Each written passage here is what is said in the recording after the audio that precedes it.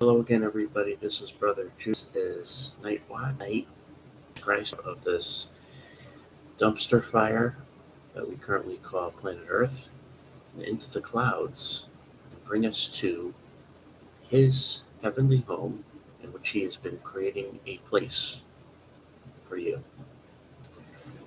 folks. Always an honor to be here. Thank you for tuning in at this late hour.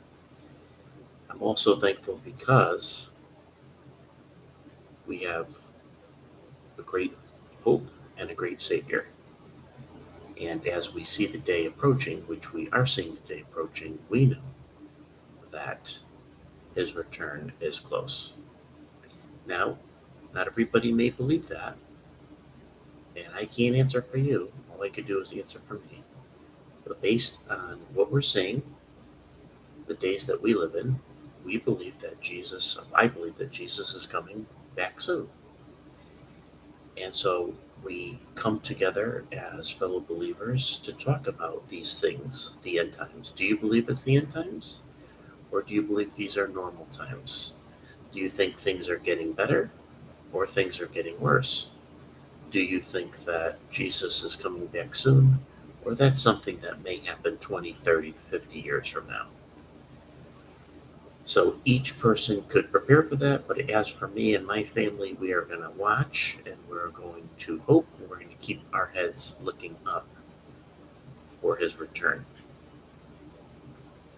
So, anywho, I would like to just say that before we get started, it was nice to see the board of directors finally disclose their identities. And so I think that was a big, I applaud them for taking and doing that for us. We really appreciate their hard work, appreciate all that they've done to keep the TOL staff accountable, make sure that things are staying in order. Bro Tyler's here. He had a wonderful episode with Brother Lee yesterday about the pre-trib rapture and the wrath, the seals being the wrath. So that was really good. I hope that you guys get a chance to see that.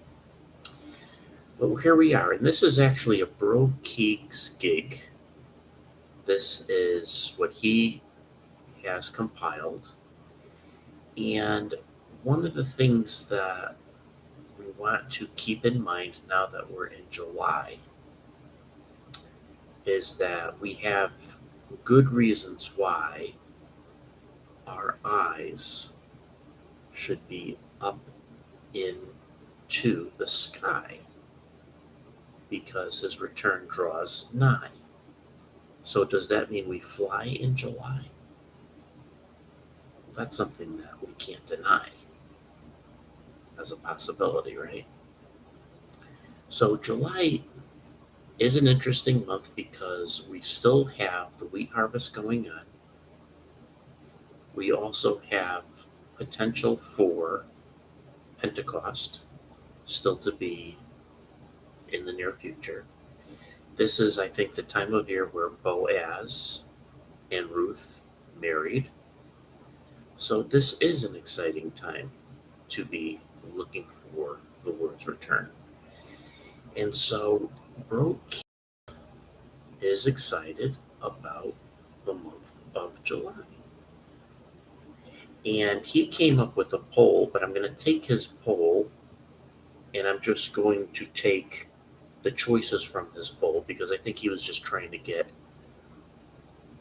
a point across of all the things that are due or scheduled to happen in July or some things that are applicable to the month of July, where we can say, perhaps in July we fly. And that's something that we hope that definitely happens. Now, before I get to Keeks' stuff, I put out a poll. I'm not sure if you've seen it, but if you want to take the chance to take the opportunity and chance to fill out this poll, we already have 319 votes. And the question is, do we fly this July?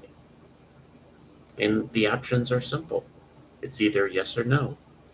Yes, see you in the sky. No, makes me want to cry. So please vote. We have almost 500 people on board right now, and we have almost 330 votes. So take the time to vote, and we'll see what the results are later on. But Bro Keegs, as you know, keeps his eyes on world events and also on prophecy in the Bible. And the exciting prospect of July to fly is not just something that he's pulling out of his hat, but he's giving several reasons why July is a high watch time, right? So we're going to go over that. So President Biden is scheduled to visit Israel on July 14th. So you may say, well, what's the big deal about that? Well, a big part of President Biden's agenda when he goes to Israel on July 14th is plans to divide Jerusalem up. He wants the two-state solution, and that is a big problem. In fact, one might say, can that in itself spark the Lord into action of plummeting Israel into the time of Jacob's trouble, or one huge leap forward of Israel heading into that time of their trouble? Now, he has down Zechariah chapter 12 and verse 3, which we read, "And in that day will I make Jerusalem a burdensome stone for all people. All that burden themselves with it shall be cut in pieces, though all the people of the earth be gathered together against it." All right? So, are the people of the earth against it? Well, on the surface, you may say, not really, because is there not the Abraham Accords? Well, yes, but if you knew the true heart of the leaders of these country and what their secret agenda may be, might not be so kind and nice towards their neighbor Israel. And what about President Biden? Is he like President Donald Trump was as far as relationship with Israel? No, far cry from that. I think President Biden has shown in his tenure that he is not a friend of Israel and that he is more pro Palestine and also the Arab countries that surround Israel. So this visit is something to keep your eye on. Another point that Bro Keeg makes that makes July perhaps a very interesting month is Israel has reiterated a long-standing veiled threat to launch a preemptive war. Now, we've been watching for months Iran inching closer and closer to having their own nuclear warheads. They have all the enriched uranium that they need to make these warheads. They're probably already in the process of making these warheads if they don't already have some ready right now. Israel has made it very clear that they are not going to allow Iran to have these nuclear warheads and that they will intervene militarily on Iran's nuclear program if they have to, regardless of what other countries say or do.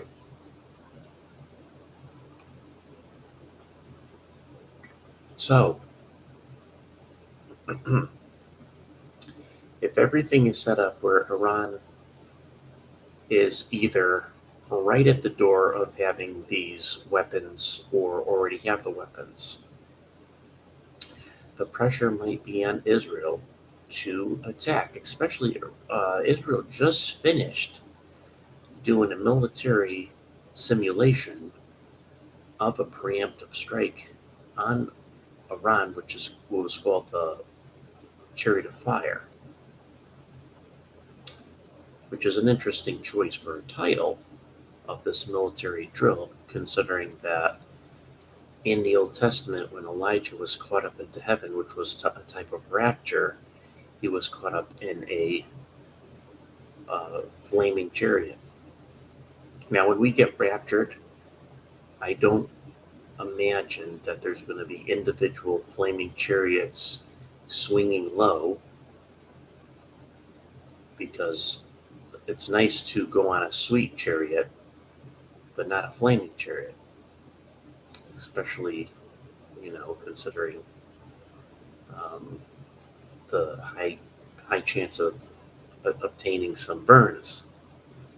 So we don't want that. We would like to just be caught up by an angel or something, or just caught up into the air by the power of God. But we get the idea of the chariot of fire, right?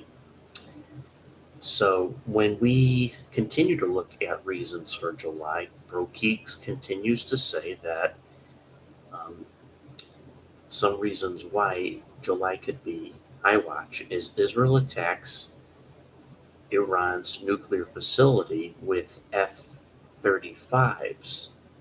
bearing 1-ton bombs, long haul capability. So Israel, in recent news, have either put into play these F-35s or have acquired F-35s in order to be able to travel the great distance to Iran, and also to have the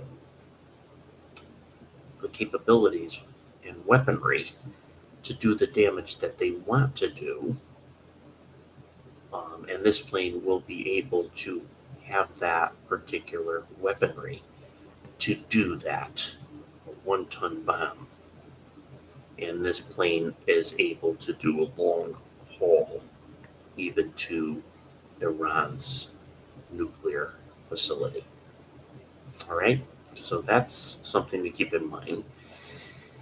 Jeremiah 49 can trigger a regional war, Psalm 83, and the destruction of Damascus, Isaiah 17. So basically, what Keegs is saying here is that it's sort of a domino effect.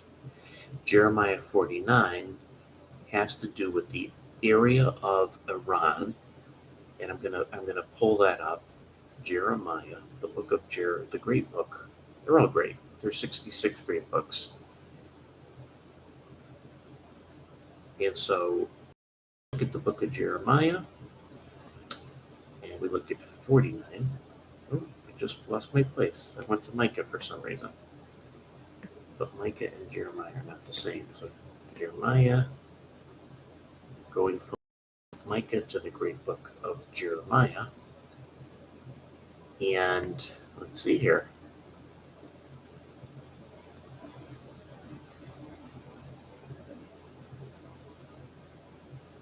Elam.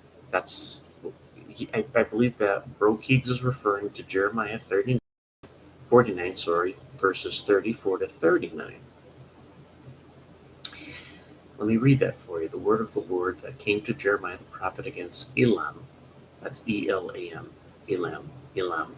In the beginning of the reign of Zedekiah, king of Judah, saying, Thus saith the Lord of hosts, Behold, I will break the bow of Elam, the chief of their might. Now, Elam is the area of Iran that currently has their nuclear facility, interestingly enough.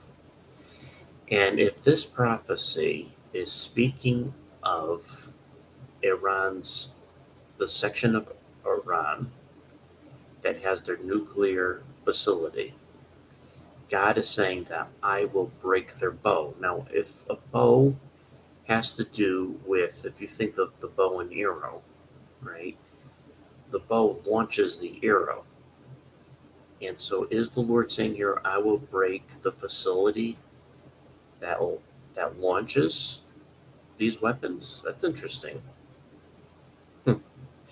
And upon Elam I will bring the four winds, and from the four quarters of heaven, and will scatter them towards all those winds, and there shall be no nation whither the outcasts of Elam shall not come. So there's going to be, after the bow has been broken, perhaps that maybe sets off some of their nuclear arms or weapons, which is interesting because this probably couldn't have been fulfilled in the year 2021 or 2020 or 2019 because Iran did not have nuclear capabilities back then, but now they do. So if the Lord uses Israel, let's say, to attack the nuclear facility, and there's a nuclear explosion or two, this may create the inhabitants of Elam to go into to be refugees, and even to the point where they're leaving Iran to for refuge. I will cause Elam to be dismayed before their enemies and before they seek their life, them that seek their life, and I will bring evil upon them, even my fierce anger, saith the Lord, and I will send the sword after them till I have consumed them. So it seems like the war will continue even after this attack, perhaps, on the nuclear facility. Right? So we're gonna keep it there. But note it says they'll just last two verses, and I will set my throne in Elam, and will destroy from thence the king and the princess, saith the Lord. So it seems like the Lord's plan is to do away with Iran, and that the Lord himself is going to set up his throne in that area. That area, by the way, I believe, when he establishes his kingdom, is that Israel's not going to be that little space of New Jersey anymore, but Israel is going to have all the area that was promised to Abraham back in the book of Genesis, which I believe encompasses entirely the nation of Iran. I'd have to look that up to be sure, but I think that may be in play. So, yes, the land of Israel in the future, in the millennial, include the territory of Iran. The Lord's going to set up his throne in Israel, in Jerusalem specifically. And it says, but it shall come to pass in the later days, again, bring the captivity of Elam, saith the Lord. So that's an interesting prophecy. And if we're interpreting that correctly, and that happens sort of the way I said or explained it, that can trigger Psalm 83. Why? Because Iran's proxies will be given the green light by Iran. They're attacking us, you attack them. Hezbollah, Hamas, the Jihad, and that probably very well could be the Psalm 83 war. And then that may prompt the destruction of Damascus, Isaiah 17, which then may trigger actually the Ezekiel 38-39 war. So you could see this as a great picture of dominoes falling and prophecy getting fulfilled. Bang, bang, bang, bang. Really, really amazing. And it could all start with the preemptive strike that Israel does upon Iran. It's pretty mind-blowing when you think of it all. But does Bro Keeg stop there? Of course not. Of course not. You think Bro Keeg is going to stop with just a handful of things that are pointing towards the rapture in July? No way. So he then says in Psalm 83, verse 3, it refers to the hidden ones. So let's look at that. Psalm 83. because some believe that Psalm 83 war did not happen yet. And interestingly enough, in verse 3 of Psalm 83, it says in the King James Version, they have taken crafty counsel against thy people and consulted against thy hidden ones. Now keep that in mind. Consulted against thy hidden ones. Who are these hidden ones? Well, Bro Keeg writes, the hidden ones refer to the raptured saints, like Dr. Chuck Missler. So when Chuck Missler spoke on Psalm 83, he proposed the idea that the hidden ones mentioned in this verse, could they be the raptured saints? Are we hidden in heaven while this is going on? I certainly hope so. That would be awesome, right? So, like I said, if that domino effect occurs and Psalm 83 happens, could we have Jeremiah 49, Psalm 83, Isaiah 17, and Ezekiel 38:39 all happen in the year 2022, as well as the rapture? Boy, would that shake the world upside down or what? Keeg writes, based on the Quran, verses, Israel will be destroyed by July 8th, 2022. But we know that Israel wins. But the Quran, and I don't know what verses they are, I would have to ask Bro Keeg, but according to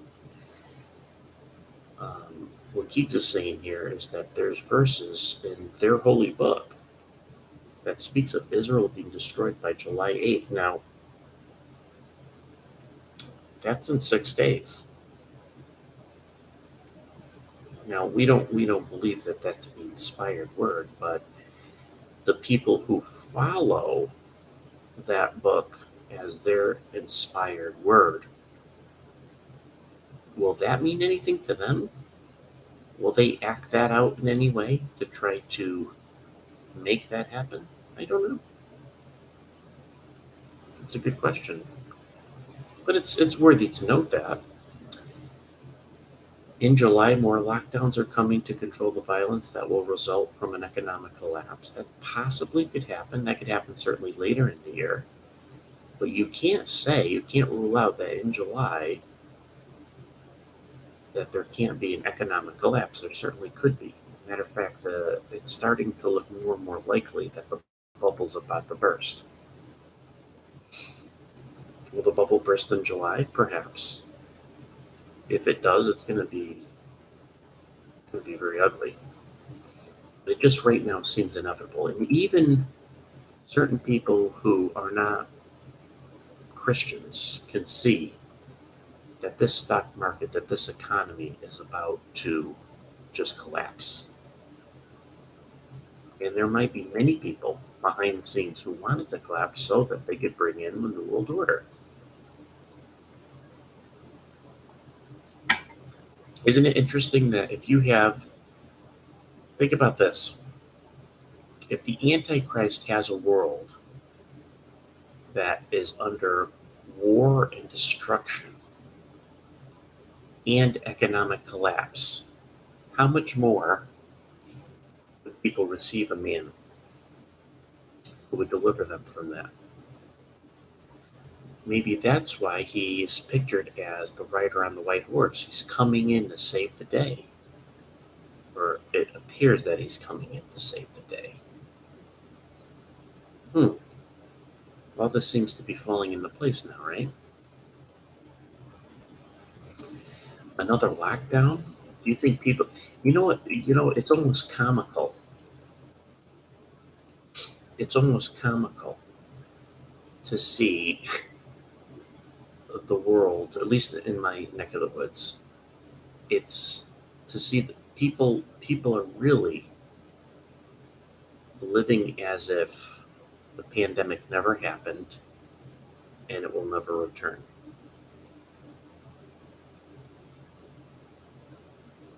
You know, and I'll be a monkey's uncle if we haven't heard the end of pandemic and COVID or some other buggy.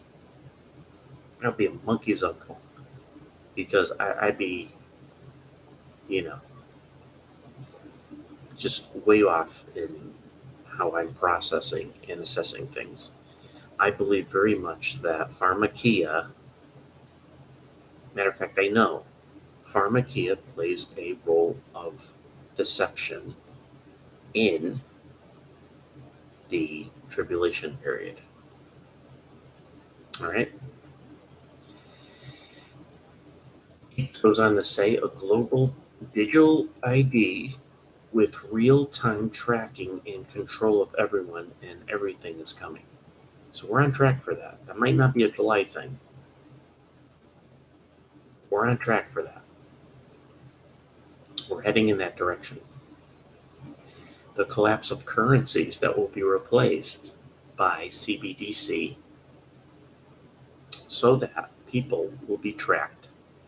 This is based on Revelation 13, 16, and 17.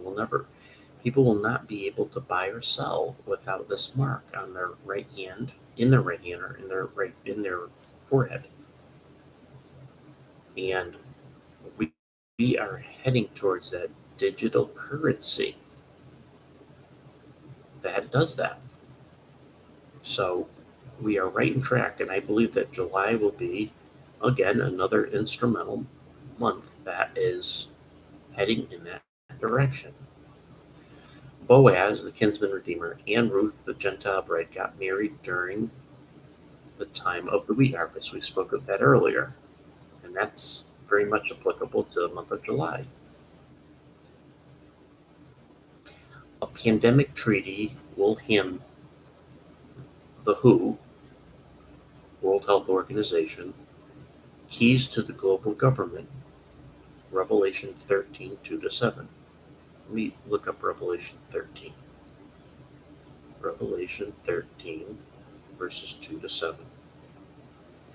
And the beast that I saw was like unto a leopard, and his feet were as the feet of a bear, and his mouth the mouth of a lion, and the dragon gave him power and a seat and great authority. And I saw one of his heads, as it were, wounded to death, and his deadly wound was healed, and all the world wondered after the beast. They worshipped the dragon, which gave power unto the beast, and they worshipped the beast, saying, Who is like unto the beast, who is able to make war with him? And there was given unto him a mouth speaking great things. Blasphemies, power was given unto him to continue 42 months. And he opened his mouth in blasphemy against God, to blaspheme his name and his tabernacle and them that dwell in heaven. And it was given unto him to make war with the saints and to overcome them. And power was given him over all kindreds, tongues, and nations. So it sounds like this beast is receiving great authority, especially after the deadly wound on his head has been healed. Okay? And so the world wonders in amazement after the beast. Now Keeg is saying the WHO, which I don't think is the beast. Let's see here. I'm sorry, the pandemic treaty will hand WHO the keys to the global government, right? So as the pandemic treaty, if this goes through, basically nations are saying, WHO, you decide if things get locked down or not in order to protect our country's citizens from pandemics and the such. When the Antichrist comes on the scene, the power that was given to WHO, more than likely, the WHO will hand that over to the Antichrist, or at least have the Antichrist have power over WHO and the decisions that WHO makes. That's what I think Bro Keeg may be doing with that, which would make the most sense to me, because I don't see WHO as the beast per se, but WHO will certainly be submitting to the beast. if who's around. The UN is to sign a new global treaty at Legal Treaty Ceremony, New York, September 13th to 27th, 2022. So this is what's planned to happen later in the early fall, late summer. A global treaty called a legal treaty. There's going to be a legal treaty and a ceremony for this new global treaty that the UN is heading up. I'm not sure what the details of that is, but it's just, again, heading towards more New World Order stuff. Pippa Milgram said a new monetary system, what we call a blockchain, will be enforced by September. Okay, so monetarily, how we're going to use money and make exchanges as far as commerce goes, they're saying that's going to be in place by this September. That's soon. On the 25th of March of 22, news on the red heifer, within a half a year, 3 will be ready. So late March of this year, there were 3 candidates for red heifer. And when are they come ready to be sacrificed unless they get some white hairs? This September, which plays perfectly into getting that third temple up and ceremonially having the cleansing take place for the nation and the area of the temple to start building it. And we got those 3 precious heifers. Hopefully they didn't grow any white hairs. And we don't know, we haven't had an update since the end of March. On June 26, 2022, activists prepare for a sacrificial offering on the Temple Mount. So we're going to see more and more of that, of these mock or semi-official sacrifices take place on the Temple Mount until that temple goes up. When the temple goes up, you could just see that the nation, maybe not the nation, but the Orthodox, the Hasidic portion of Israel wants the temple, wants the sacrifice back up, going again. The 4 horsemen of the apocalypse are ready to ride. Their hoof beats have become very loud. We can't mistake that. When you think about the spirit of Antichrist, which speaks of the Antichrist to come, we think of war. We'll just look at Ukraine and Russia. We think of inflation, think of the price of barley and wheat, and don't touch the oil and wine. And that's going to happen in Revelation with the 4 horsemen. We think about the pestilences that we're dealing with. We can seriously hear the hoof beats of the 4 horsemen riding closer and closer. From the ashes of Psalm 83 war, will the Antichrist rise to bring about order out of chaos? I mentioned that earlier. He might be taking it more from, we could be taking it from Psalm 83 and Ezekiel 38 and 39. We don't know that, but it could very well be order out of chaos. The scene of chaos seems to be coming closer and closer to reality. The world's already pretty chaotic. If you have those type of wars break out, things will become even more chaotic and in need for somebody to come in and let there be order.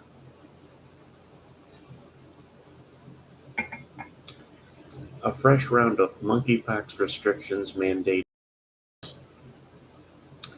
would pave the way for the NWO. If we get another pandemic and there's lockdowns and mandates, it's probably going to make the COVID ones look like school ground restrictions for the playground. Playground restrictions in a school compared to what's coming.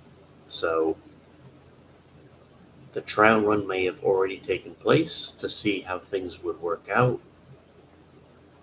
If something more severe comes down the road, you ain't seen nothing yet, guys. Schwabe said that the next attack will make COVID look like a small disturbance, cyber polygon. Yeah, Schwabe's in the know. There are certain people in the know. Schwabe and Gady and some other choice fellows know what's coming. They know what's the plan, and they hint away. They hint away. There's more coming down the pike. So Geeks just gave us some to consider for July being high watch and be looking in the sky.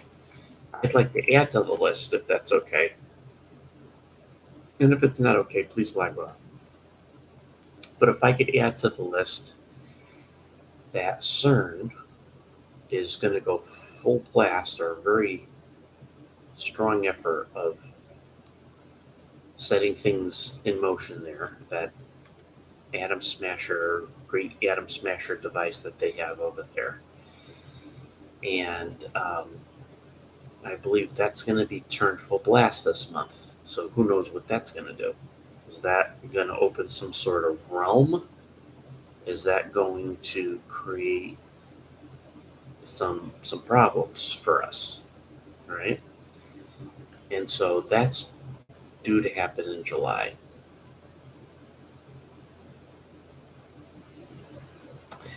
We also have I'm not sure when it's going to open, but I'm thinking of Abraham House that has a mosque, a church, and a synagogue. That's due to open sometime this year. So that'd be interesting if that happens in July or shortly thereafter. We could keep an eye on that. Let me ask you guys, what can we add to that list for the month of July?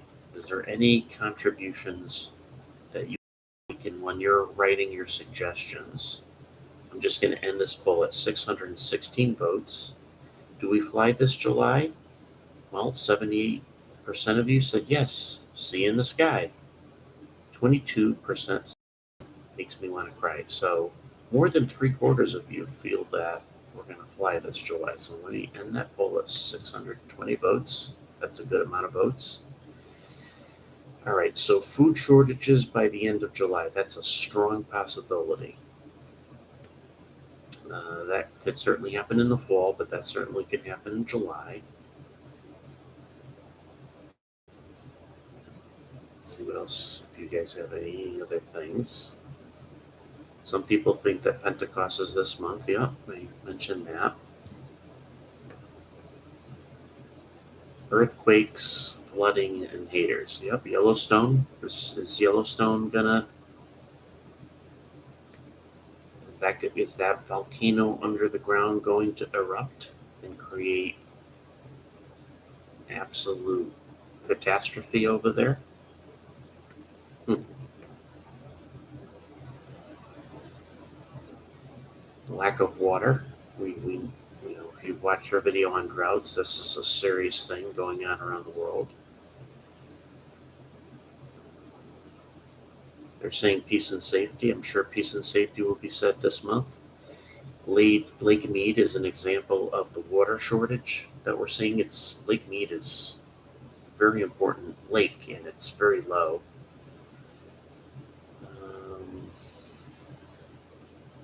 The New Madrid fault line needs to be the Israel's government, right? That's disbanded. The Rio Grande is drying up. Food shortages. Pride cometh before the fall. Well, the Pride month is over, so is the fall coming in July?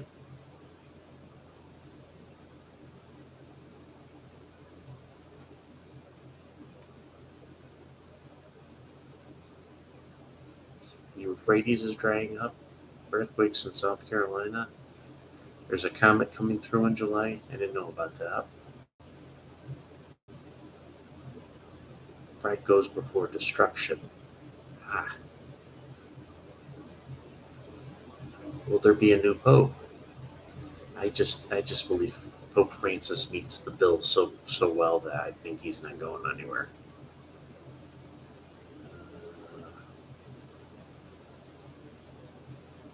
Yeah, so that's about it. But that's an impressive list.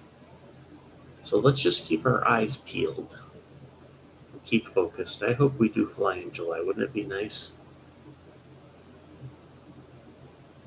Planet Earth is not going to be a pleasant place to live in. It already isn't that pleasant a place. It's not going to be more pleasant going forward, unfortunately.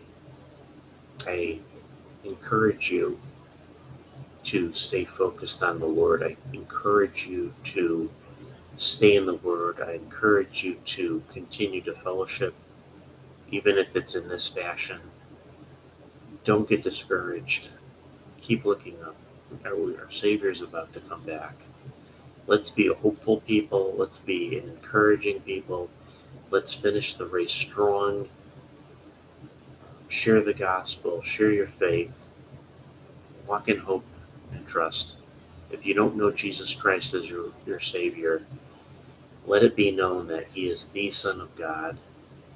He lived a sinless life. He took on flesh, lived a sinless life, went to the cross, sacrificed Himself on our behalf, shed His precious blood in order to pay in full the price of our sin, past, present, future, physically died, physically was buried, and physically rose again.